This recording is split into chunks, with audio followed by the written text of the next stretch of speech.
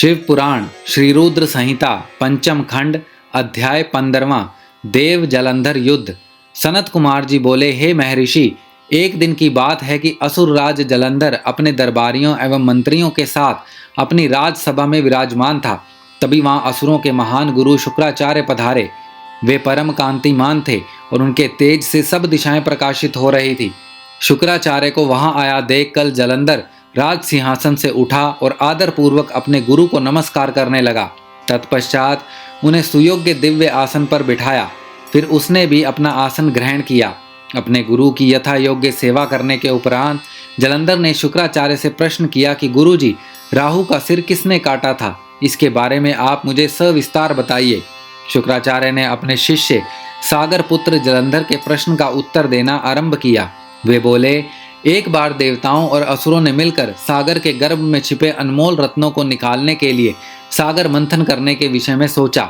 इस प्रकार दोनों में यह तय हुआ कि जो भी समुद्र मंथन से प्राप्त होगा उसे देवताओं और असुरों में आधा आधा बांट लिया जाएगा। तब दोनों ओर से देवता और असुर प्रसन्नता पूर्वक इस कार्य को पूरा करने लग गए।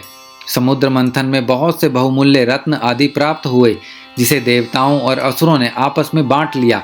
परंतु जब समुद्र मंथन द्वारा अमृत का कलश निकला तो राहु ने देवता का रूप धारण कर अमृत पी लिया।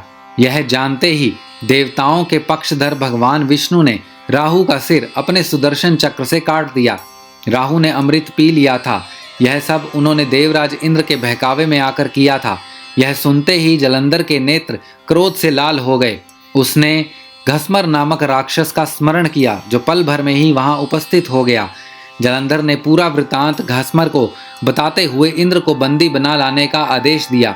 घस्मर जलंधर का वीर और पराक्रमी दूत था। वह आज्ञा पाते ही इंद्रदेव को लाने के लिए वहां से चला गया।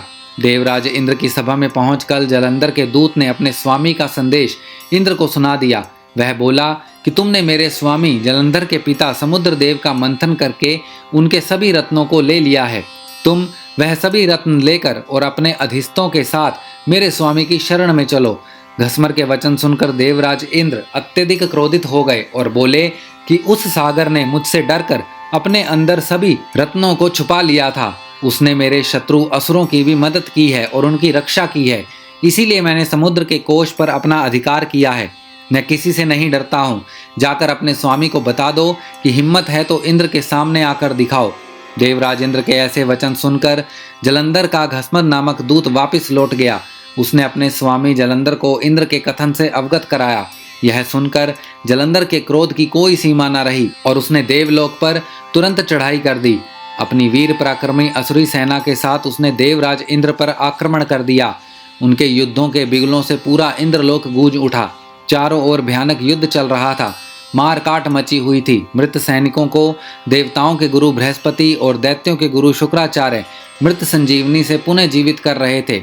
जब किसी भी प्रकार से उन्हें युद्ध में विजय नहीं मिल रही थी तो जलंधर ने अपने गुरु शुक्राचार्य से प्रश्न किया कि हे गुरुदेव, मैं रोज युद्ध में देवताओं के अनेकों सैनिकों को मार गिराता हूँ, फिर भी देव सेना किसी भी तरह कम नहीं हो रही है। मेरे द्वारा मारे गए सारे देवगण अगले दिन फिर से युद्ध करते हुए दिखते हैं। गुरुदेव, मृतों को जीवन देने वाली विद्या तो आपके पास है, फिर देवता कैसे जीवित हो जाते हैं? तब शुक्राचार्य ने जलंधर को बताया कि द्रोणगिरी पर्वत पर अनमोल औषधि है जो देवताओं की रक्षा कर रही है। यदि तुम उन्हें हराना चाहते हो तो द्रोणगिरी को उखाड़ कर समुद्र में फेंक दो। अपने गुरु शुक्राचार्य की आज्ञा लेकर जलंधर द्रोण पर्वत की ओर चल दिया। वहां पहुंचकर उसने अपनी महापराक्रमी भुजाओं से द्रोण पर्वत को उठाकर समुद्र में फेंक दिया और पुनः जाकर देव सेना से युद्ध करने लगा। जलंधर ने अनेक देवताओं को अपने प्रहारों से घायल कर दिया और हजारों देवगणों को पलक झपकते ही मौत के घाट उतार दिया। जब देवगुरु बृहस्पति देवताओं के लिए औषधि लेने द्रोणगिरी पहुंचे तो पर्वत को अपने स्थान पर ना देखकर बहुत आश्चर्यचकित हुए। वापस आकर उन्होंने देवराज इंद्र को इस विषय में बताया और आज्ञा दी कि यह युद्ध तुरंत रोक दिया जाए, क्योंकि अब तुम असुर राज जलंधर को नहीं जीत सकोगे। ऐसी स्थिति में प्राणों की रक्षा करना ही बुद्धिमता है। श्री रुद्र संहिता पंचम खंड अध्याय 15वां समाप्त।